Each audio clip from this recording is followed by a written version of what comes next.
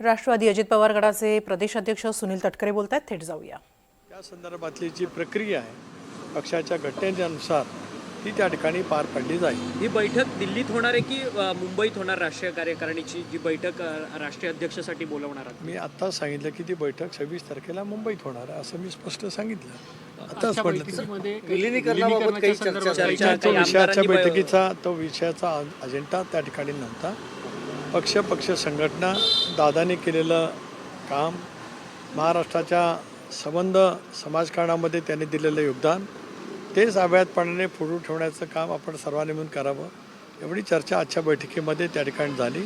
आणि सर्वच आमदारांनी बहिणींच्या नेतृत्वावरती विश्वास दाखवत आगामी कालावधीमध्ये पक्ष संघटना मजबूत करण्याच्या कामामध्ये अधिक झोकून देऊन काम करावं असा निर्धार त्या ठिकाणी व्यक्त करण्यात आला. मंत्री नरहरी झिरवळ यांचं लाच प्रकरण, त्याबद्दल काही चर्चा झाली का? नाही, आज या विषयावरती इथे काही चर्चा झालेली नाही.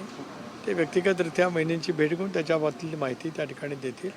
मुख्यमंत्री महोदयांनी सुद्धा या बाबतीमध्ये लक्ष घातलेलं आहे, त्यामुळे त्याच्यातली जी काही चौकशी असेल ती त्यावेळेला नक्की बाहेर येईल. सर, अजित पवारांच्या मृत्यूला 20 दिवस झाले, अद्यापही प्राथमिक अहवाल जो आहे तो समोर आलेला नाहीये. या सगळ्या संदर्भात अनेक प्रश्नचिन्ह उपस्थित होताना पाहायला मिळतात आहेत.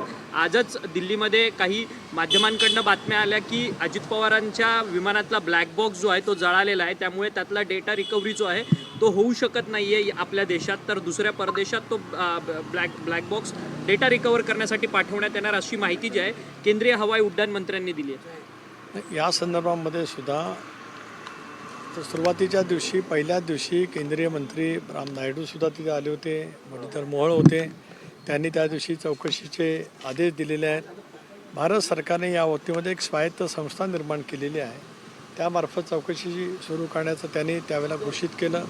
मुख्यमंत्री महोदयांनी सुद्धा CIDची चौकशी घोषित केली.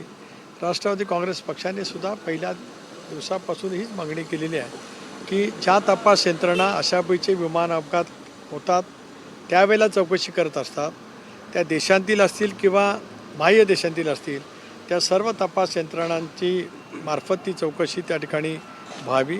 ती होत असतानाच जे काही शंका, काही मुद्दे उपस्थित केले गेलेले आहेत त्याचीसुद्धा माहिती त्या संबंध तपास यंत्रणांनी घ्यावी, त्याचाही सखोलपणाने त्या ठिकाणी तपास करावा.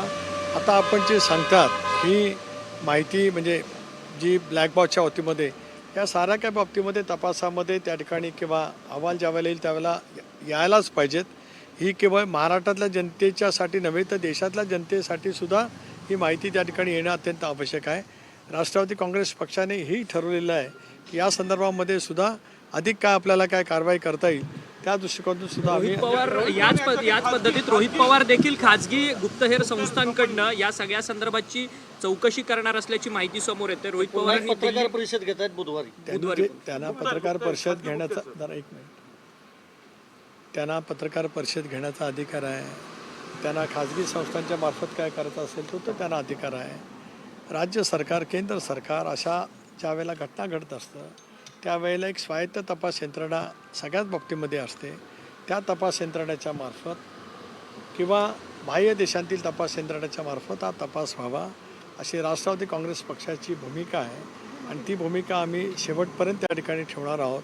आणि तो तपास यंत्रणेचा अहवाल ह्या देशांतील जनतेच्या समोर यावा, तो लवकरात लवकर यावा अशी राष्ट्रवादी कांग्रेस पक्षाची भूमिका है. सर, अध्यक्ष पद के चयन को लेकर क्या निर्णय हुआ है? इसके बारे में मैंने यही कहा कि 26 तारीख को राष्ट्रीय अधिवेशन बुला जाएगा मुंबई शहर में, और उसके बारे में जो कुछ हमारे प्रतिनिधि रहेंगे, हमारे विधायक रहेंगे, चाहे विधानसभा के हो, विधान परिषद के हो, हमारे सांसद रहेंगे, हमारे वरिष्ठ नेता भी वहाँ मौजूद रहेंगे, उसमें ये बात तय की जाएगी. सर, हिरामन खोसकर यांनी विलिनीकरणाच्या संदर्भात भूमिका मांडताना बोलले की 35 आमदार जे आहेत ते विलिनीकरणाच्या बाजूने आहेत. आता हिरामन खोसकर आज राष्ट्रवादी काँग्रेस पक्षाच्या त्यांचं आज कुठेतरी काम होतं, ते बैठकीला आले. राष्ट्रवादी काँग्रेस पक्षाच्या सर्वच आमदारांनी स्पष्टपणाची भूमिका घेतली की पक्षाने या बाबतीमध्ये योग्य तो निर्णय त्या ठिकाणी घ्यावा. धन्यवाद. संपर्कात आमदार आहेत का तुमच्या पक्षाचे?